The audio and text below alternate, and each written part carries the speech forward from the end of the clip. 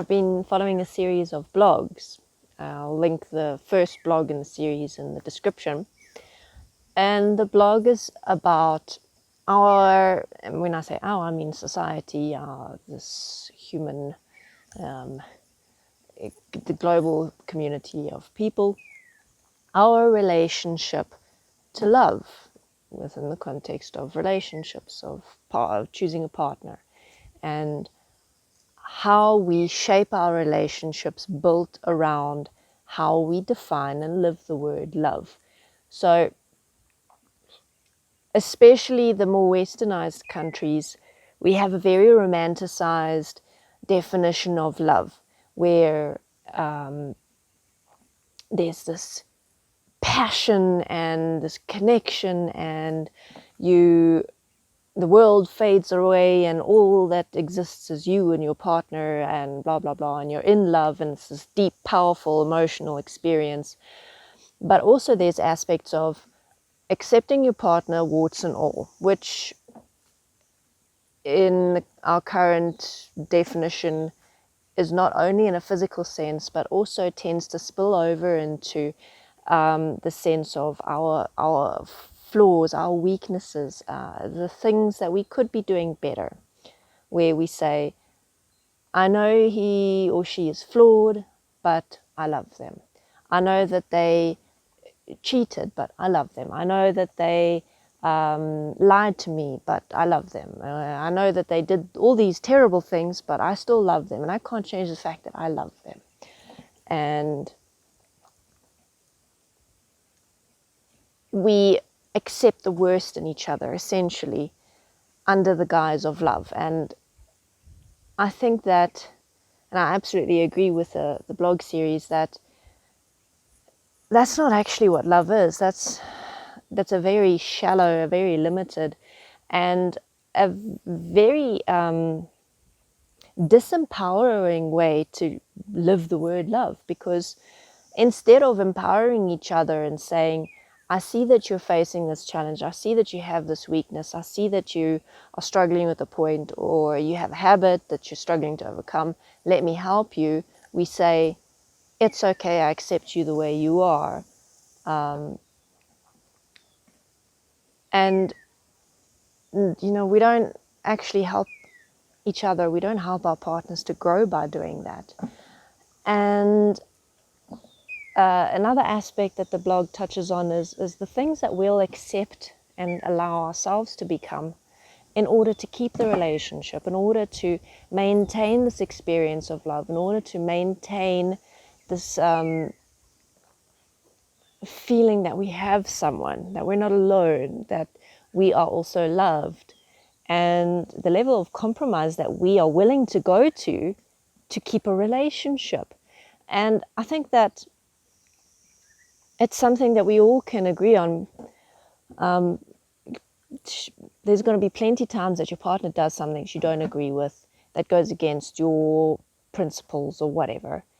And in those moments, what do we do? Do we say, do you see what you've done there? Or do we keep quiet and do nothing, say nothing? Do we just accept that? Do we pretend it didn't happen? Do we swallow the feeling until it becomes this big pit in our stomachs and not do anything about it? So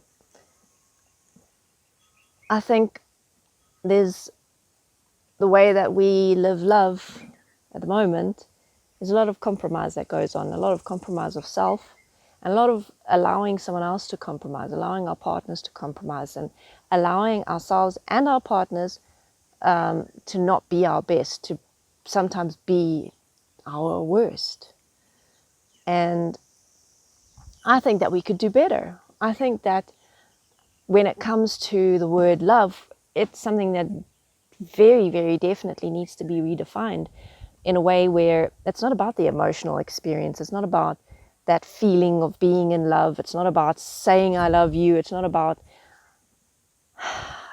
the romance of it and the passion of it and the fear of losing someone. It's about, these are my actions that show my love in the physical.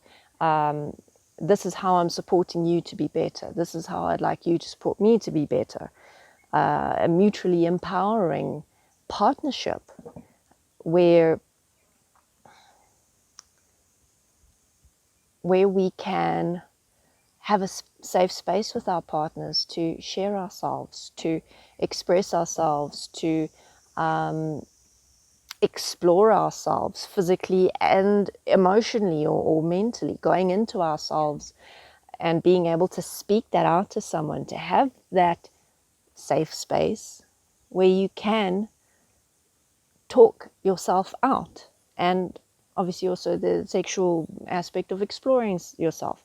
But within that sharing of ourselves, it doesn't mean that we just say everything that we're thinking and feeling. It means that it's an active process of reflection, of investigation, and of saying, this is how I've been experiencing myself in this way, and I'm not entirely comfortable with it, but I'm not quite sure how to change it.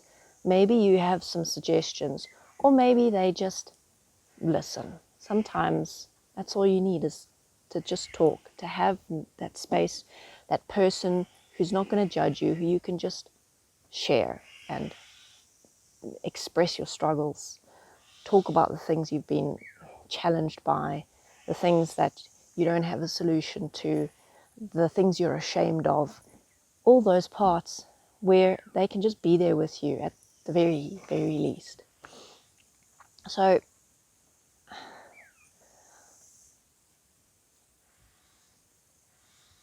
redefining the word love, I think, is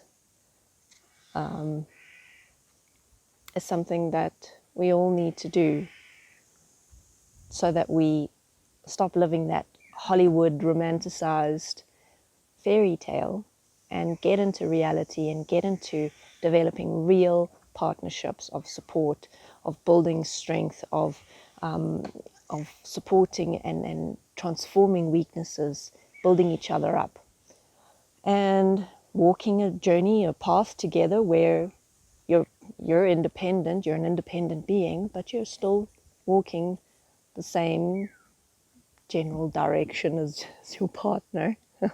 Doesn't mean you have to do the same things, but you can share yourselves and support each other and things like that. All right. How have you been living the word love? How do you think you might benefit from changing certain aspects of the word love? How have you been disempowering yourself, and what aspects have you changed so that you're now empowering yourself better and empowering your partner better and supporting your partner better, and what could you do better at? All right, thanks for watching. You're going to see me next time.